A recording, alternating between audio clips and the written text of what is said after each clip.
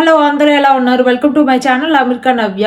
మనము వీసా ఇంటర్వ్యూకి అంటే బయోమెట్రిక్ వీటికి వీసా ఇంటర్వ్యూకి వెళ్ళే కన్నా ముందు మనము DS-160 ఫిల్ చేసి అది మనము సబ్మిట్ చేసాము అంటే మనకి ఒక కన్ఫర్మేషన్ 160 నెంబర్ వస్తుంది, అంటే స్కాన్ కోడ్ లాగా.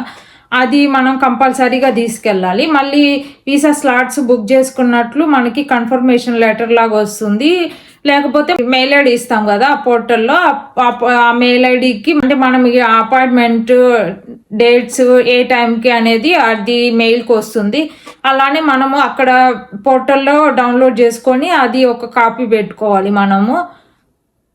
మళ్ళీ DS-160 మనం ఫిల్ చేసుకుంటాం కదా, అది మనం వీసా ఇంటర్వ్యూకి వెళ్ళే కన్నా ముందు ఆ DS-160 ఫిల్ చేసి మొత్తం చూసుకోవాలి. ఫిల్ చేసేటప్పుడు మొత్తం డీటెయిల్గా మనం ఏం ఫిల్ చేసి మనం ఎడ్యుకేషన్ డీటెయిల్స్ అన్ని ఇవన్నీ ఇస్తాం కదా, మనము అక్కడ ఏమైతే ఇస్తున్నామో అవన్నీ మనకు గుర్తుండాలి. DS-160 ఫామ్ మనం ఫిల్ చేయకుండా ఇప్పుడు వేరే వాళ్ళు ఫిల్ చేశారనుకో, అక్కడ ఏమేమి డీటెయిల్స్ ఇచ్చారు ఏంటి అనేది మనకు ఒక ఐడియా ఉండాలి. ఎందుకంటే ఇంటర్వ్యూకి వెళ్ళినప్పుడు వాళ్ళు అడుగుతారు కదా, DS-160 చూసే అడుగుతారు మ్యాక్సిమము.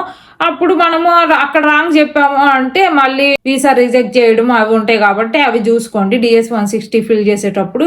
ఇప్పుడేంటి కొంతమంది DS-160 బయట స్లాట్స్ బుక్ చేయించుకొని ఇంకా వాళ్ళే మొత్తం డీటెయిల్స్ ఇచ్చి మొత్తం ప్రాసెస్ అంతా చేసి మనకి అపాయింట్మెంట్ లెటర్ ఒక్కటే పంపిస్తారు కదా, అక్కడ కరెక్ట్ డీటెయిల్స్ ఇచ్చారా లేదా అని ఒకసారి చెక్ చేసుకోవడమా, లేకపోతే అది ఫిల్ చేసిన ఈ డీటెయిల్స్ అన్నీ మనం తీసుకొని చూసుకోవడము అవన్నీ కరెక్ట్గా ఉండేలాగా చూసుకోండి. వీసా ఇంటర్వ్యూకి నేను ఏమేం డాక్యుమెంట్స్ తీసుకెళ్లాను అనేది వీడియో లాస్ట్లో చెప్తాను. ముందు వీడియోలో చెప్పాను వీసా స్లాట్స్ ఎలా బుక్ చేసుకున్నాము.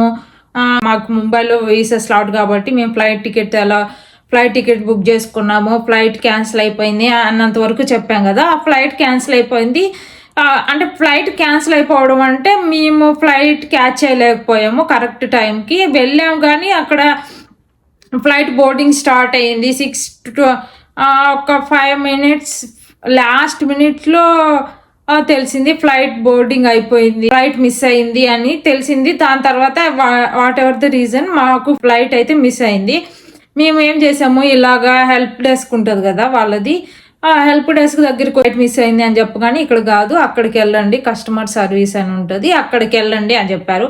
అక్కడికి వెళ్ళాము. వెళ్ళిన తర్వాత వాళ్ళు ఏం చేశారంటే లాస్ట్ అక్కడ చాలా ఆ ఫ్లైట్లో ట్రావెల్ చేసే వాళ్ళు చాలామంది అక్కడ వెయిట్ చేస్తూ ఉన్నారు. ఫ్లైట్ అనౌన్స్మెంట్ వినిపించలేదు మాకు, మేము వెళ్ళలేకపోయాము అని చెప్పి అక్కడ చాలామంది వెయిట్ చేస్తున్నారు. ఓకే మేమే కాదు చాలామంది ఇలాగా ఫ్లైట్ క్యాచ్ చేయలేకపోయారు అనుకున్నాము.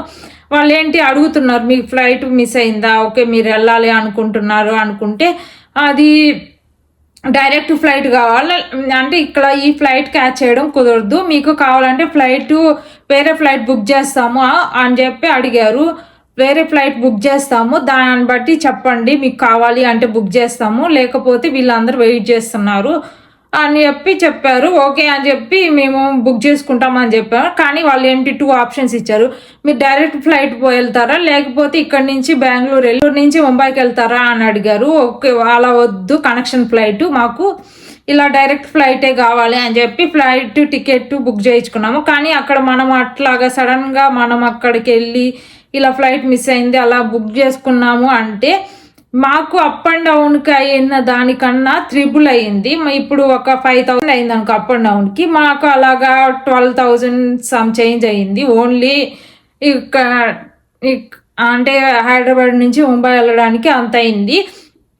కానీ నాకేంటి వీసా బయోమెట్రిక్ది 2 o'clockకి అపాయింట్మెంటు, కానీ నాకు ఫ్లైట్ 11 o'clockకి అలాగా ఫ్లైటు. కానీ ఏంటి 11 o'clock అంటే ఓకేలే వీసా స్లాట్ టైం ఈ బయోమెట్రిక్ టైం కల్లా వెళ్ళిపోతాము, 2 o'clock కదా ఒక 1 అప్పటి లోపల వెళ్ళిపోతాము, ఒక 2 hours వీసా ఆఫీస్ దగ్గరికి వెళ్ళిపోతాం కదా పర్లేదు అనుకొని ఓకే బుక్ చేయమన్నాము.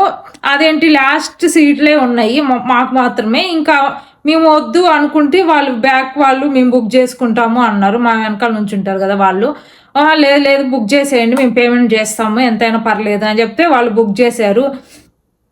ఓకే బుక్ చేశారు, ఫ్లైట్ దొరికింది అనుకున్నాము. ఫ్లైట్ దొరికింది అని చెప్పి అక్కడ ఫ్లైట్ ఎక్కిన తర్వాత ఏదో ప్రాబ్లం వల్ల ఒక 30 మినిట్స్ అలా డిలే చేశారు. 30 మినిట్స్ డిలే అయిపోయింది అంటే 11:30 అయిపోయింది. లాస్ట్ మినిట్లో వెళ్తామేమో అనుకున్నాము.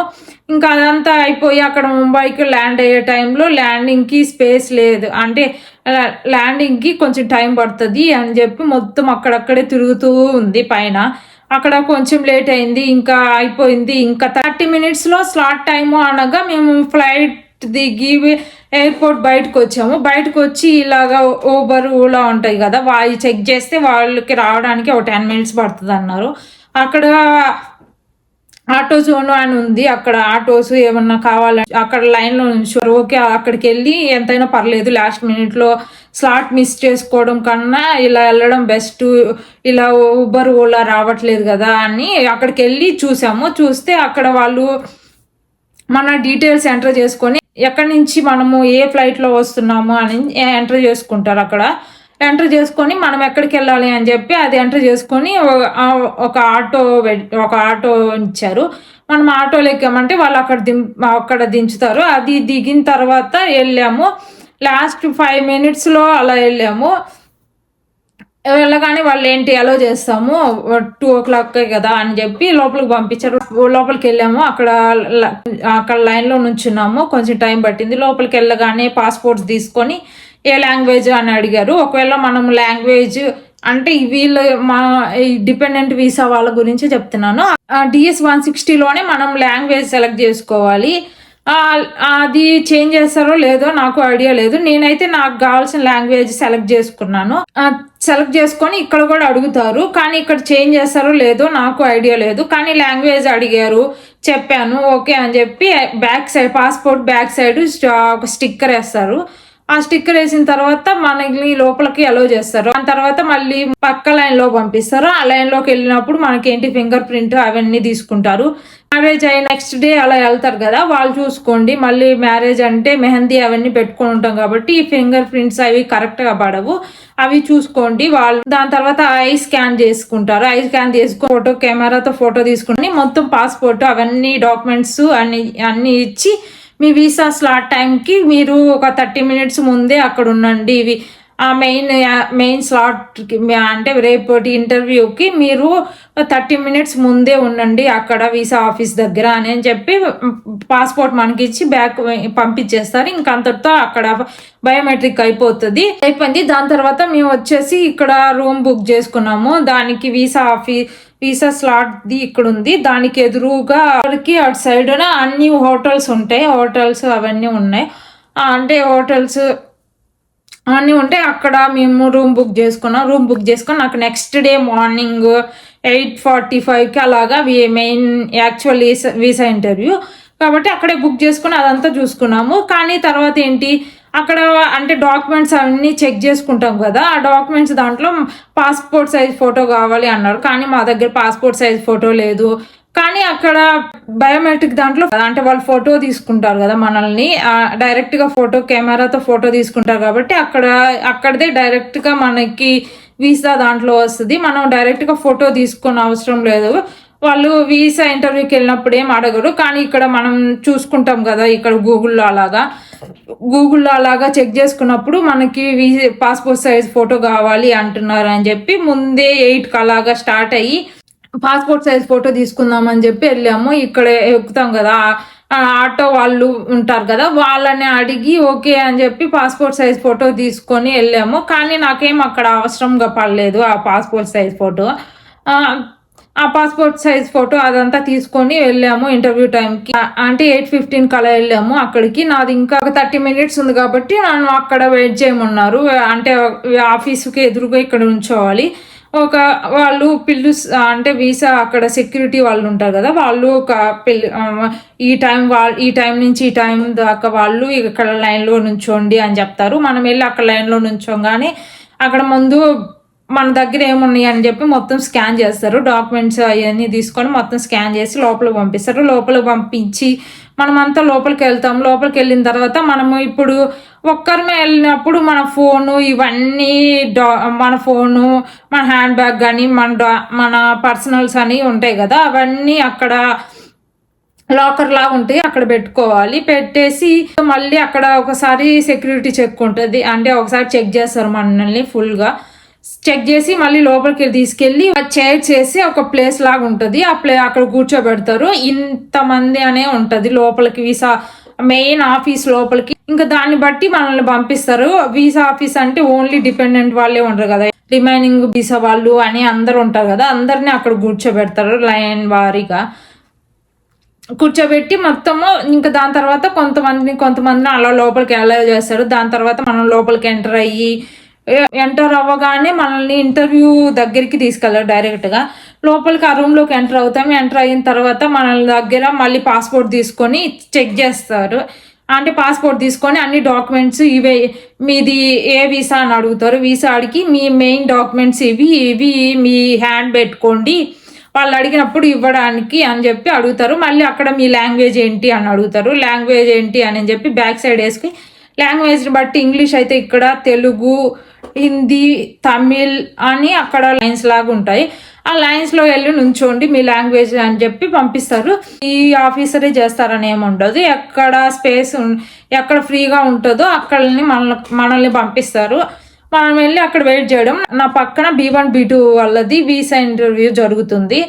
అది జరిగేటప్పుడు ఏం జరిగిందంటే వాళ్ళని ఏం క్వశ్చన్ అడిగిందో క్వశ్చన్లు అంటే ఇక్కడ పక్కనే ఉంటాయి వీసా ఇంటర్వ్యూ చేసి ఆ వీసా ఆఫీసర్స్. ఇక్కడ ఇవి ఒక ఆఫీసర్ ఉంటే ఇక్కడ ఒకరు ఉంటారు, అలాగ ఉంటారు కదా.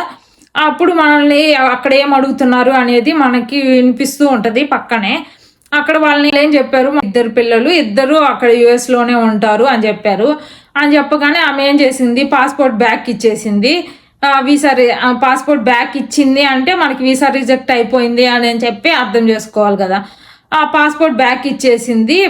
వాళ్ళు అంటే మనం ఏమన్నా రీజన్ అడిగాము అంటే వాళ్ళు ఏం చెప్పరు, పాస్పోర్ట్ బ్యాక్ ఇస్తారు. వాళ్ళు అడిగారు ఏమైంది అంటే ఏం చెప్పలేదు, వాళ్ళని పక్క పంపించారు. నాది ఎలా జరిగిందంటే నన్ను ఈ పాస్పోర్ట్ తీసుకుంటారు, పాస్పోర్ట్ తీసుకుంది. నన్ను మీ మ్యారేజ్ ఎప్పుడైంది అని అడిగింది. దాని తర్వాత మీ అరేంజ్ మ్యారేజా అని అడిగింది. చెప్పాము. తర్వాత మీ మ్యారేజ్ డేట్ చెప్పాను. దాని తర్వాత ఏం అడగలేదు. వీసా కాపీ అడిగింది, హస్బెండ్ది వీసా కాపీ అడిగింది, అది ఇచ్చాను. పాస్పోర్ట్ కాపీ అడిగింది, అది ఇచ్చాను. ఓకే థ్యాంక్ యూ అని చెప్పి పంపించింది. ఇంకా వచ్చేసాను, అయిపోయింది. పాస్పోర్ట్ మనకి ఇవ్వలేదు కాబట్టి మన వీసా అయిపోయింది అని చెప్పి ఇంకా బయటకు వచ్చేసాను. బయటికి రాగానే ఇంకా ఈవినింగే ఫ్లైట్ బుక్ చేసుకున్నాము. ఈవినింగే ఫ్లైట్ బుక్ చేసుకున్నాం కదా. ఇంకా దాని తర్వాత ఇంటికి వచ్చేసాను. వచ్చిన తర్వాత ఒక 3 డేస్కి వీసా అయిపోయిన 3 డేస్కి మనకి మెయిల్ వస్తుంది, ఇలా పాస్పోర్ట్ పిక్ చేసుకోండి అని. పాస్పోర్ట్ అంటే మీ పాస్పోర్ట్ వీసా రెడీ, వచ్చి పిక్ చేసుకోండి అని చెప్పి ఉంటుంది. అక్కడికి వెళ్ళి మనం పిక్ చేసుకోవాలి. నాది పికప్ హైదరాబాదే పెట్టుకున్నాను. ఇంకా మెట్రో దగ్గరికి వెళ్ళి పిక్ చేసుకొని వచ్చేసాము. ఇంకా రాగానే ఫ్లైట్ టికెట్ బుక్ చేసుకొని ఒక 1 వీక్ 10 డేస్ లోపలే ఫ్లైట్ టికెట్ బుక్ చేసుకున్నాను. నా వీసా ఇంటర్వ్యూ ఇలా అయింది. అక్కడ ఫ్లైట్ నాకు కానీ దొరకకుండా ఉండింది అంటే మనకి మళ్ళీ వీసా క్యాన్సిల్ అయిపోయేది, మళ్ళీ చాలా పెద్ద ప్రాసెస్ ఉండేది.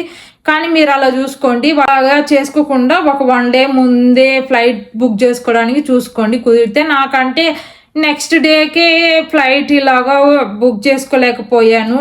అంటే నాకేంటి వీసా బుక్ చేసుకున్న నెక్స్ట్ డేకే ఇలా జరిగింది. నెక్స్ట్ డే ముందు రోజే వీసా బయోమెట్రిక్ ముందు రోజే నేను ఇలాగా బుక్ చేసుకున్నాను కాబట్టి ఇంకా వీసా డే రోజే నేను ఇంకా ఫ్లైట్ ట్రావెల్ చేయాల్సి వచ్చింది. అలాంటప్పుడు ఇలా ఫ్లైట్ మిస్ అయ్యింది, ఇక్కడ ఫ్లైట్ దొరకకుండా ఉంటే వీసా అంతా ఆగిపోయి ఉండేది. మళ్ళీ ఇలా ఫ్లైట్ డిలే అవ్వడం ఇదంతా జరగడం వల్ల కొంచెం టెన్షన్గానే జరిగింది. నేను బయోమెట్రిక్ అయిపోయి బయటకు వచ్చిన దాకా నాకు టెన్షన్గానే ఉండింది.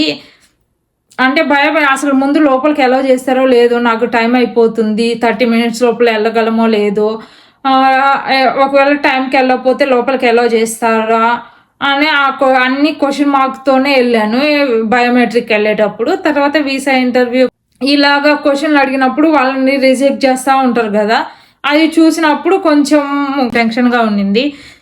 మనల్ని ఏం అడుగుతారో ఆ టెన్షన్లో మనం చెప్పగలమా లేదా అనేది అది భయం వేసింది. నేను వీసా ఇంటర్వ్యూకి వెళ్ళేటప్పుడు ఏమేమి డాక్యుమెంట్స్ తీసుకెళ్ళానంటే W2 కాపీ ఉంటాయి కదా, W2 అంటే ట్యాక్స్ ఫైలింగ్ కాపీస్ ఉంటాయి కదా, అవి pay stops, marriage certificate, original certificate తీసుకెళ్ళాను. మళ్ళీ husband visa copy, passport copy, మన పాస్పోర్ట్ తీసుకెళ్తాము, మనం అపాయింట్మెంట్ కన్ఫర్మేషన్ తీసుకెళ్ళాలి. దాంట్లోనే మనం DS-160 ఫిల్ చేసినట్టు ఒక ఐడి కోడ్ వస్తుంది, అది తీసుకెళ్ళాలి. పాస్పోర్ట్ సైజ్ ఫొటోస్ నేను తీసుకెళ్ళాను, కానీ అక్కడేం అవసరం లేదు. మళ్ళీ ఇంకా అవే ఉంటుంది మెయిన్. మళ్ళీ I-94 కూడా తీసుకెళ్ళండి. ఒకవేళ కొన్నిసార్లు ఏమంటుంది వాళ్ళు అడుగుతారు వాళ్ళు ఇక్కడ ఉన్నారా లేకపోతే US లో ఉన్నారా అని చెప్పి కొన్నిసార్లు అలా అడుగుతారు, కాబట్టి అది తీసుకెళ్ళండి. నన్నంటే ఏం క్వశ్చన్లు అడగలేదు అంటే వీసా ఆఫీస్ని బట్టి కూడా ఉంటుంది కదా, వాళ్ళు అడుగుతారో లేదో మనకు ఐడియా ఉండదు, కాబట్టి అన్ని డాక్యుమెంట్స్ని తీసుకెళ్ళడానికి ట్రై చేయండి. ఏమేమి డాక్యుమెంట్స్ తీసుకెళ్ళాను అనేది ఫుల్ క్లారిటీగా ఇక్కడ ఇస్తాను. ఓకే ఫ్రెండ్స్, ఈ వీడియో ఎంతటితో ఎండ్ చేస్తున్నాను. ఈ వీడియో కనుక నచ్చితే please do like, share and subscribe to my channel America Navya. Next వీడియోలో కలుద్దాం. అంతవరకు stay tune. Bye. Thanks for watching.